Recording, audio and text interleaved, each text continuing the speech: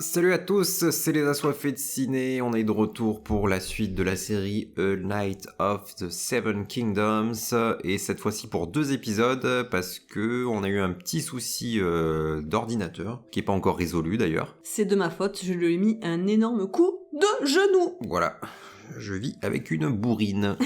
Je suis pire que Duncan. Je tiens à souligner que tu prononces très très bien le titre de cette série, qui est imprononçable pour moi. J'ai un petit souci. A Night of Seven Kingdoms. Je t'ai sorti quoi la dernière fois ?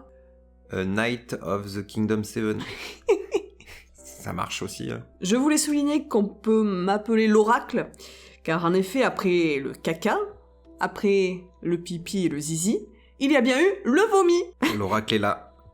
Et Elle encore vit parmi nous. Et encore du caca de cheval. Mais bon, le vomi, ça a été quand même assez timide. Ça a été suggéré, voilà, un petit son de vomi derrière un muret. On ne voyait rien. C'est étonnant. Ça devient un peu pudique. Ouais, c'est surprenant, très surprenant. Pudique. Encore une fois, c'était un épisode sympathique. Ouais. Un petit conte qui nous porte pour arriver sur des choses plus puissantes et des révélations. C'est ça, ça commence à monter un petit peu en tension quand même. C'est même plus que de la tension. C'est un épisode extraordinaire, en effet on peut voir Egg, œuf, qui mange un œuf. C'est quand même assez audacieux comme esthétique. Si vous ne l'avez pas encore compris, il n'y a pas de partie no spoilers, on spoil directement. Hein. Oui, on se dit que si vous êtes à l'épisode 3 et 4 en critique, c'est que voilà. Vous regardez la série. Voilà, puis l'épisode 3 il est sorti il y a quelques jours, donc... Peut-être qu'on fera une partie no spoil pour l'épisode 4. Si vous venez voir cette vidéo uniquement pour avoir notre avis sur l'épisode 4 d'ailleurs, allez directement dans la table des matières, on vous mettra des chapitres dans la timeline. Une dimension que j'ai beaucoup aimée dans cet épisode, c'est la façon de traiter les chevaux. Que ce soit Egg et Dunk vs Aerion. On voit une certaine tendresse de Egg et Dunk envers les chevaux. Egg, il y a un petit passage mignon où il est dans la prairie, il s'occupe du cheval. Et Dunk, il parle aux chevaux, il a une amitié avec eux. Et Aerion, c'est une scène assez choquante. Déjà dans le livre, ça nous avait retourné l'estomac, il massacre un cheval. Il y a aussi un passage où Dunk, il voit Loa, le marchand veut la tuer et il dit non, je veux juste ses œufs. On sent qu'il voilà une certaine douceur émanant de ces personnages qui contrastent bien avec le Targaryen. Oui, j'ai bien aimé cet épisode, il y a des choses qui tournent autour de la sensibilité animale, effectivement. C'est cool d'en parler. Egg prend son rôle d'écuyer très à cœur, hein. Il essaye d'en apprendre plus sur les ficelles du métier. Et ils sont très mignons, ces deux-là. Ce petit duo, il est très attendrissant et il nous rappelle des gens normaux, le peuple, donc nous, les gueux. Puis c'est bien d'avoir ajouté cet humour-là aussi, parce que ça change un petit peu quand on les compare à d'autres duos qu'on a pu voir dans d'autres séries. Je pense à The Mandalorian ou je pense à The Last of Us. Tu compares Egg à Grogu, c'est ça ? Exactement. Il y a vraiment une tonalité douce qui est très agréable. Et un humour gras qui est très agréable aussi. Donc nous parlions des joutes avec Aerion qui massacre le cheval et j'aime beaucoup Egg qui dit « Tue-le !» qui crie « Tue-le !» Il a l'air tout mignon comme ça mais on sent qu'il a un sacré caractère déjà. Ah mais tous les opposent carrément là. Il souligne bien à Dunk après que c'était pas une erreur le fait de massacrer ce cheval, c'est qu'il nous en dit plus sur le caractère de ce Targaryen. Un Targaryen qui se prend pour un dragon, il est complexe et il est complètement fou. On sent, voilà, ce complexe, il manque quelque chose aux Targaryens, les dragons ont disparu. Et comme disait Viserys dans House of the Dragon, les Targaryens ne sont rien sans leurs dragons. On sent que le peuple ne les respecte plus, ne les considère plus trop. C'était une démonstration de puissance, leur bête. Il est complètement fêlé et c'est un bel exemple de consanguinité. Bon, il est un peu trop beau gosse pour être consanguin quand même. Hein. C'est plus vendeur. C'est vrai que quand on voit Daenerys, on se dit qu'elle revient de loin quand même, hein, pour être aussi belle. C'est miraculeux. On va dire que c'est le sang du dragon qui est un peu magique, quoi. Pour souligner sa folie, on voit qu'il prend très mal le fait que la jeune fille met en scène la mort d'un dragon. Il prend ça comme une offense pour sa famille. Il lui retourne un doigt, carrément, il lui pète un doigt, c'est bien dégueulasse, et on a cet acte héroïque de Dunk qui, prévenu par Egg, vient la sauver, et là c'est là qu'on voit le courage et le côté chevaleresque du personnage. C'est un vrai chevalier. Et le côté rebelle aussi, surtout, parce que... Ah oui, il en a rien à foutre. Il faut oser se rebeller contre la famille royale. Alors, est-ce que c'est un petit peu aussi de la sottise? Quelque part, il est assez naïf. Il se pose pas trop de questions, il y va, il écoute son cœur. On a le droit à une fin shakespearienne, il y a la musique et tout, ce qui souligne un petit peu le côté vraiment théâtral, ce qui rappelle la scène en face. Et on comprend à ce moment-là que Dunk essaye de devenir quelqu'un, et que Egg, au contraire, a essayé quelque part de disparaître et de se dissimuler, parce que Egg, c'est Aegon Targaryen. Révélation. Et oui. Bon, cette révélation était quand même pas très bien cachée. Je sais que dans le synopsis de la série, il y a écrit et Egg nommé Aegon Targaryen. J'étais en mode ah, d'accord, c'est pas forcément un truc qu'on devait savoir. C'est ça, donc nous en version française, on l'appelle l'œuf, mais du coup le jeu de mots marche un peu moins bien. Enfin, le jeu de mots. C'est un diminutif. Voilà, Egg, c'est le diminutif d'Aegon, donc. L'œuf, c'est pas le diminutif de... L'œuf foiré, ouais. En plus, ça fait un jeu de mots avec Aegon, l'œuf de dragon, c'est pas mal.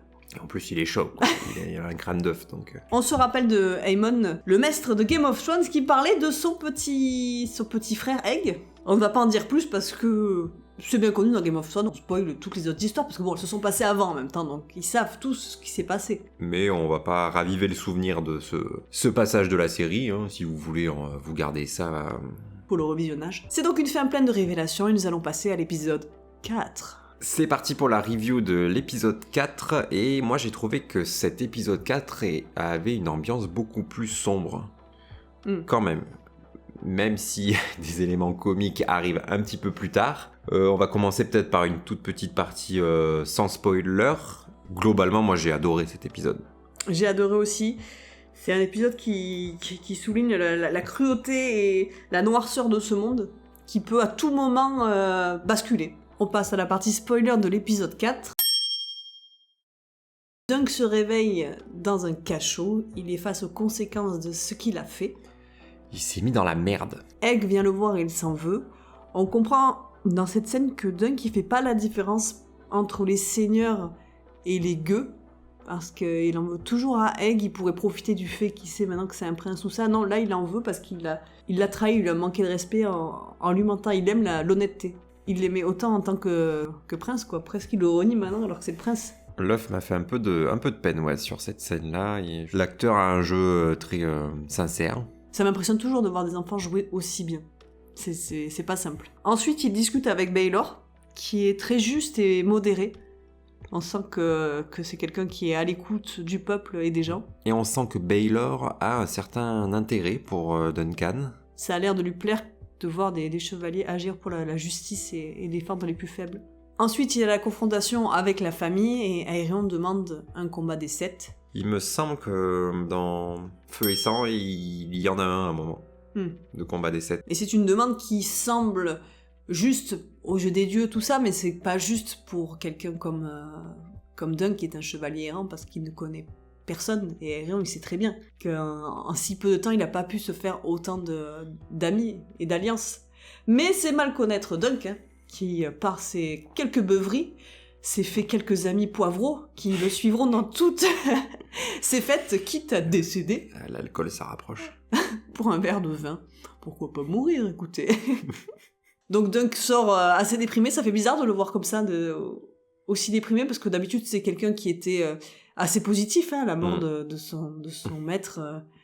Il faisait caca, il parlait à ses chevaux, c'est quelqu'un d'assez solaire, et là il sent qu'il est dans la merde. D'ailleurs, on a l'impression que le temps s'adapte à son humeur, hein, puisque quasiment tout l'épisode se passe avec du brouillard, de la brume, qui rajoute cet aspect hyper tendu du début de ce combat des 7 à la fin. Et j'aime beaucoup le fait qu'il aille directement se confier à ses chevaux, avant toute personne. On est vraiment dans un moment grave. Et je peux le dire avec une voix grave. Et Dunk, il est tellement déprimé à un moment que même quand le forgeron lui donne son magnifique bouclier, il se dit putain, ça va me porter malheur, c'est un présage de mort, cet emblème.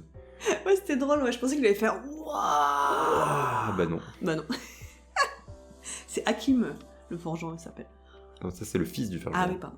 Il cherche donc 6 poteaux pour l'aider durant ce combat. Il galère un peu. Bien sûr, Lionel Baratheon, entendant qu'il y aura apéro après le combat, se joint à la bande. C'est vraiment... J'adore ce personnage. Il faut pas grand-chose.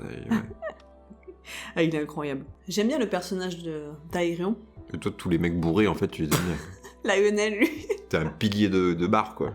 Je prévois la fête, moi, c'est tout. Non, mais il est... Finalement, il est touchant parce qu'il a des faiblesses, il est très humain, et en fait, on voit qu'il se plonge dans l'alcool pour échapper à quelque chose. Pilier de comptoir, la meuf. Et il raconte qu'il fait des rêves qui se réalisent. Ça a fait un peu penser à Elena dans House of the Dragon. On a l'impression que dans cette famille, il y a des gens qui ont un petit peu des super pouvoirs.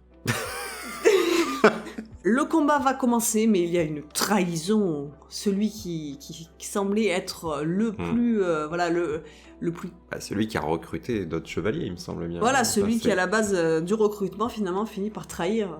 Et à la base, il lui dit qu'il va l'aider. Et puis, il est parmi les premiers à s'être engagé, donc c'était un petit peu suspect, quelque part, parce que ils n'avaient pas tellement noué de relation avec ce faux-sauvois, là, plus avec son écuyer. Et d'ailleurs, cet écuyer, mais quel bro, le bro ultime. Il se fait adouber sur le champ pour pouvoir joindre les autres chevaliers. Mais il en manque toujours un. Dunk fait un très beau discours. On sent que voilà, c'est pas du tout son habitude. Il essaye de sauver sa peau. Un homme se lève et c'était. On aurait dû s'y attendre parce qu'avec la musique qui commence, on commence à comprendre le principe de la série. C'est un signal, ça signale que ça vient des entrailles. À chaque fois, ça va venir des entrailles. C'était magnifique. Je me suis levée pour aller rire parce que c'était magnifique. Ouais. Ce prout. Je sais pas comment il a fait pour faire un prout aussi sonore en tout cas. Mais... C'est ce que j'ai dit à Fabien. J'ai dit, imagine, il aurait pété mais un P sans bruit, personne n'aurait compris. Bah alors, il y va ou... Bah alors. Bah alors. Bah alors. En parlant de ça, bah alors. On n'attend pas Patrick? Bah alors lui, il est plein de surprises aussi. Hein. C'est bien, hein, c'est...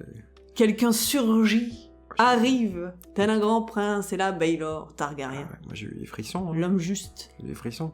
Au final, ce combat des 7 va opposer plusieurs familles, plusieurs membres d'une même famille dans les deux camps, les Targaryens, les Faux-Sauvois. Enfin, c'est tout ça pour ce grand con. Mais non, c'est par chevalerie. Voilà, il a sauvé la demoiselle qui se faisait agresser par El Loco. Pour l'honneur. L'honneur. L'honneur. L'honneur, c'est un luxe, l'honneur. Et tous ces gars qui sont là devant toi, ils peuvent pas se le payer. Hein?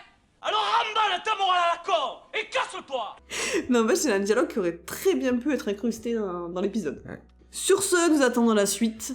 Il y a beaucoup de suspense. On vous fait des poutou-poutou et on se dit au prochain épisode. Au prochain épisode. Catastrophique. Je savais pas quoi faire. Tu peux péter peut-être. Putain. Laissez-nous un pouce bleu, un petit commentaire, abonnez-vous et puis on vous dit à la prochaine pour l'épisode 5 qui cette fois-ci devrait arriver à une date normale hein, puisque celui-là était un peu anticipé par rapport au Super Bowl il me semble. Oh, on n'était pas au courant, j'ai vu une image, j'ai fait « Oh, ben en fait il est là l'épisode !» Bonsoir.